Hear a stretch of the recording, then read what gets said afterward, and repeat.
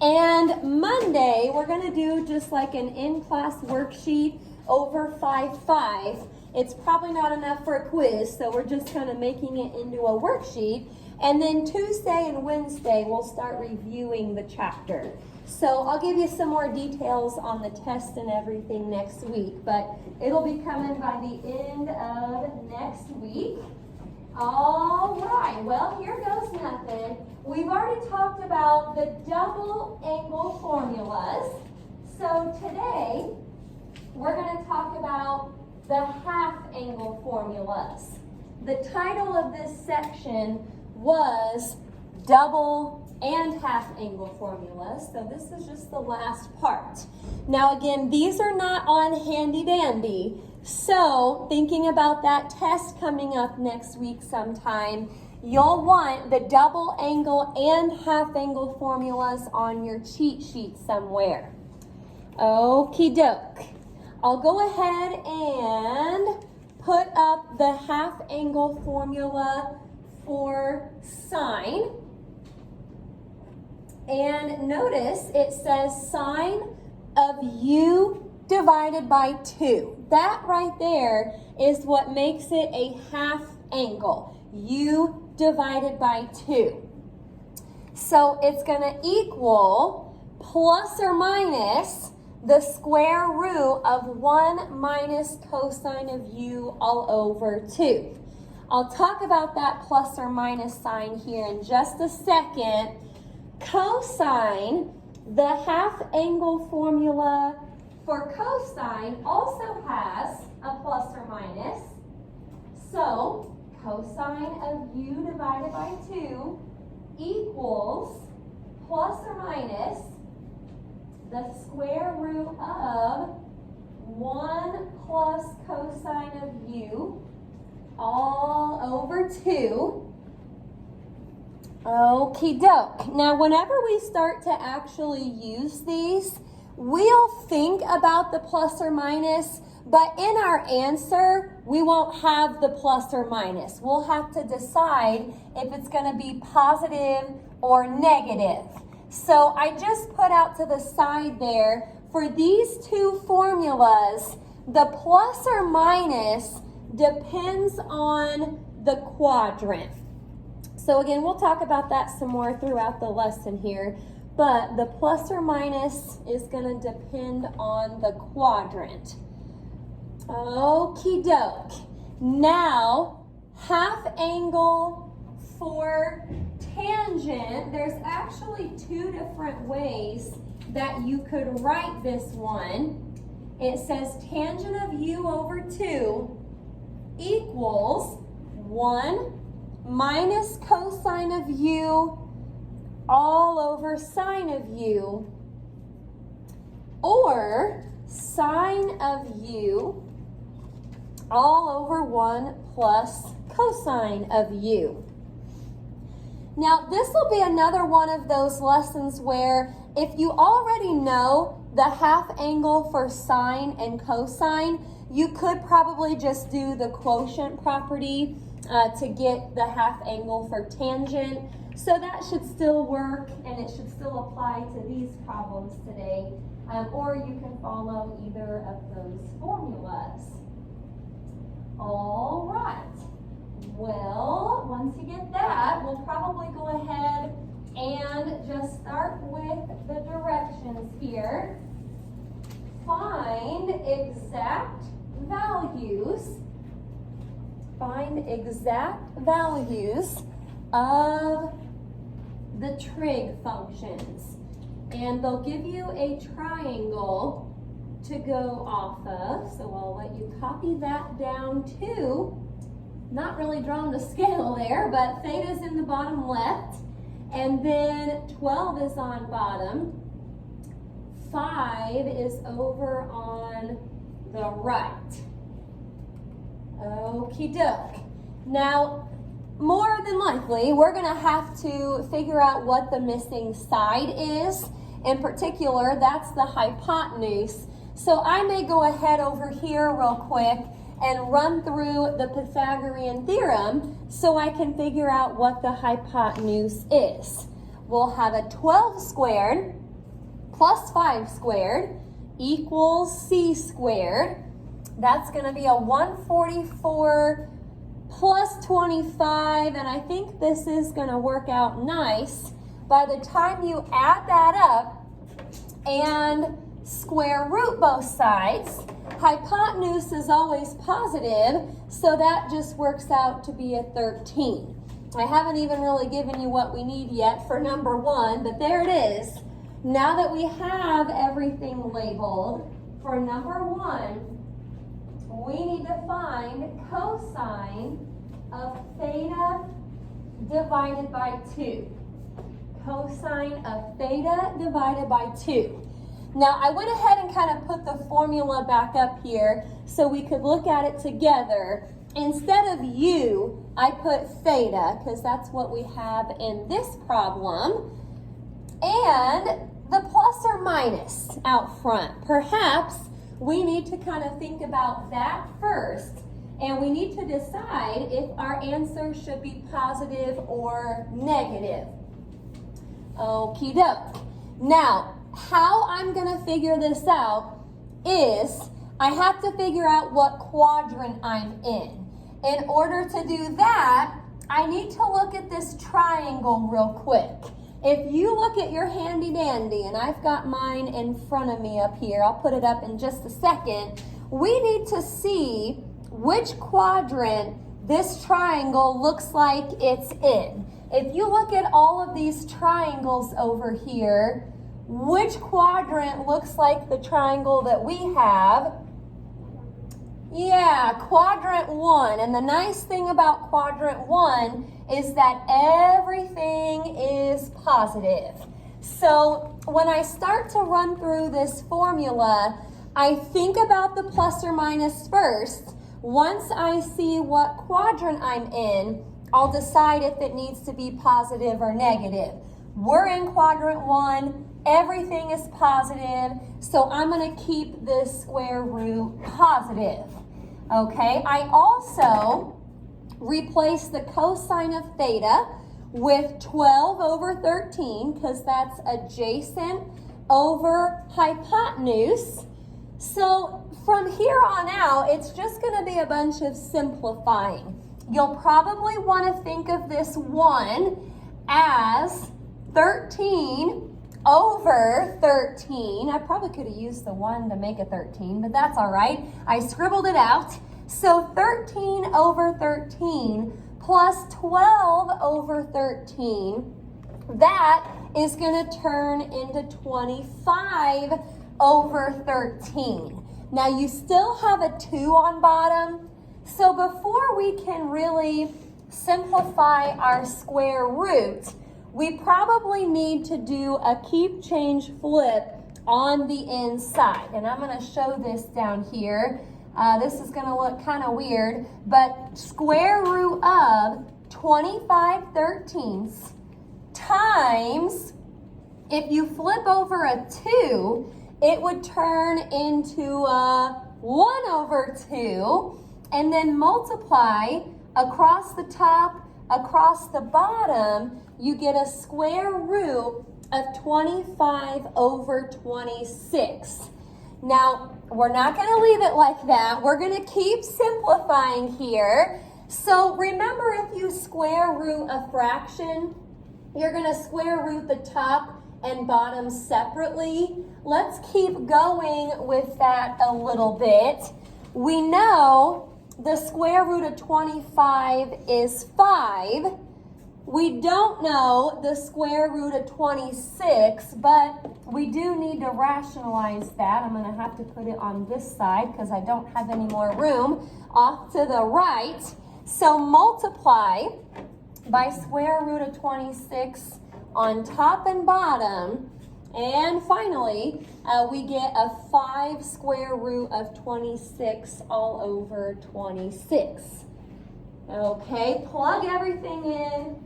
You kind of just have to work on the top part separately for a minute, do the old keep change flip, and then rationalize. Okie dokie. Any questions about the first one? Now, to keep things simple today, I think everything is in quadrant 1. So, you know, the whole plus or minus thing is not going to matter too much to us. Since we're all going to be in quadrant 1, everything should be positive. So that'll be kind of nice. Now, same triangle up there, but now I have to figure out sine of theta divided by 2. Half angle for sine. All right.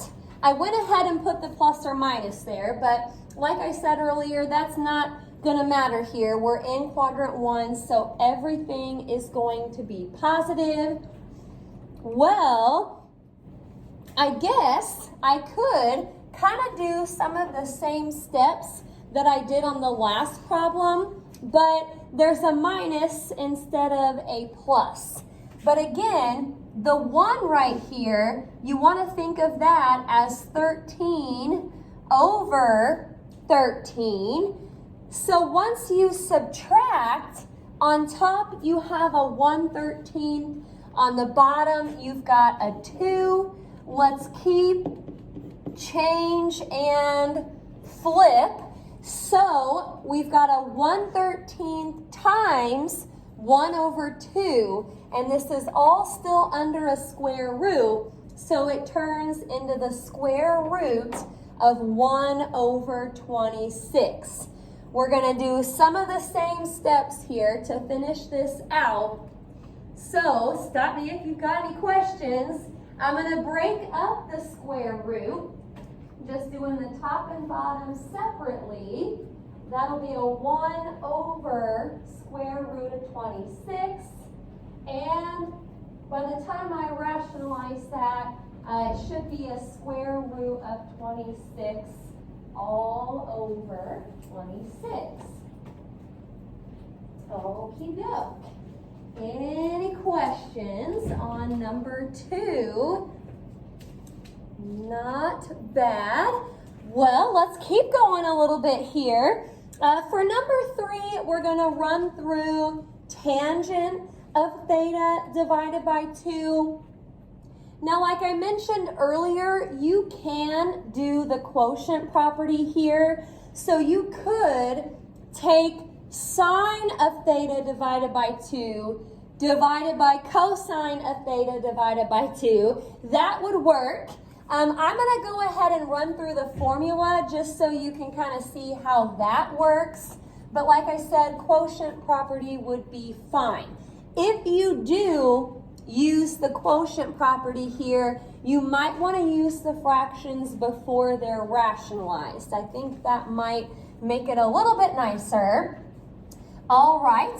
Well, no square root on this one. It's just a fraction. 1 minus cosine 12/13, so that's adjacent over hypotenuse, divided by sine of theta. That is 5/13.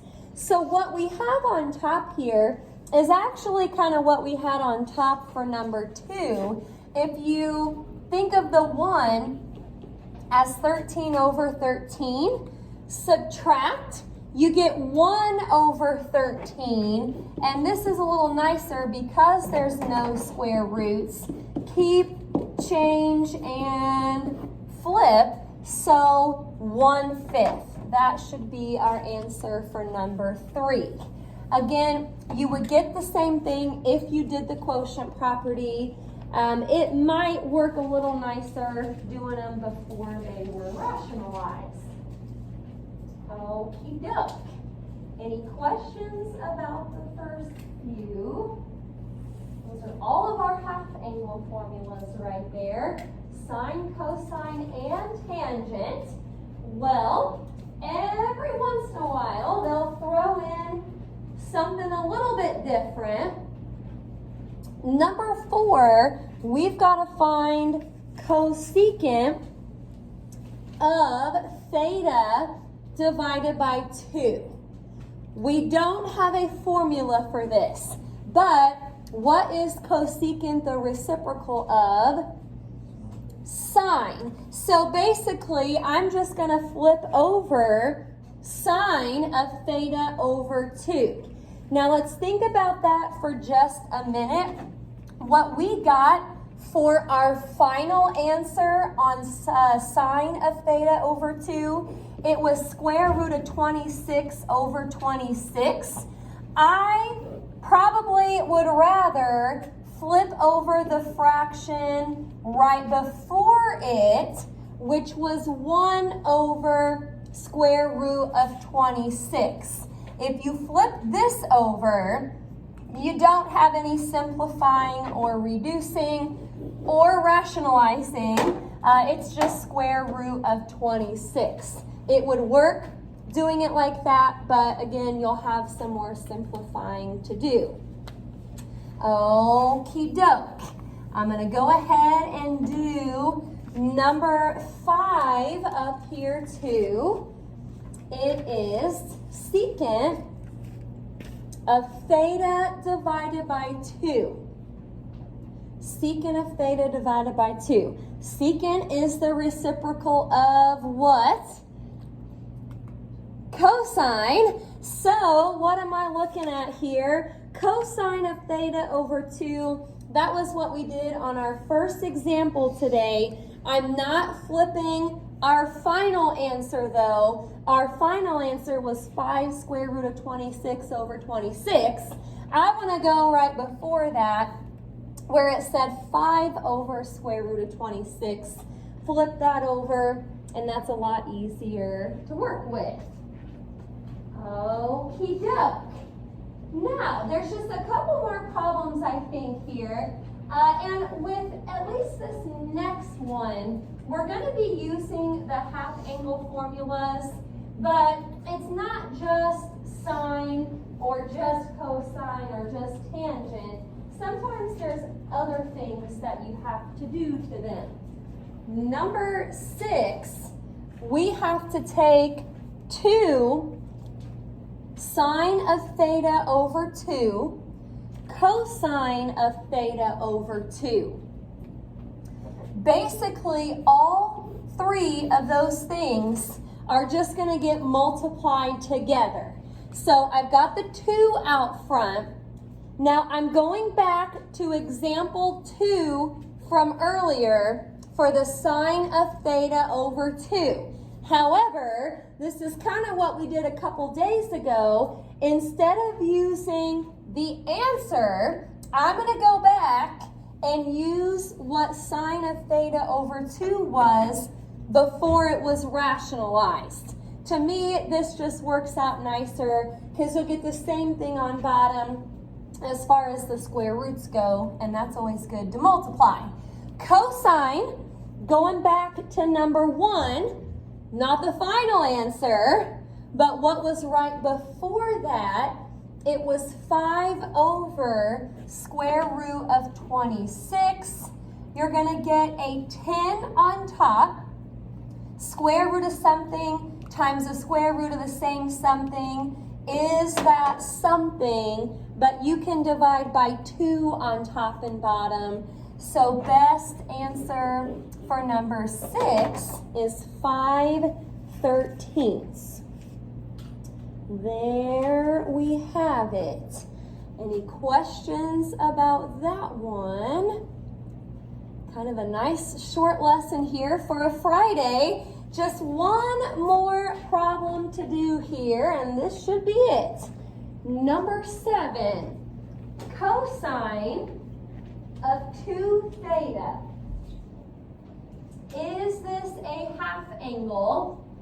Cosine of 2 theta? No, that is a double angle.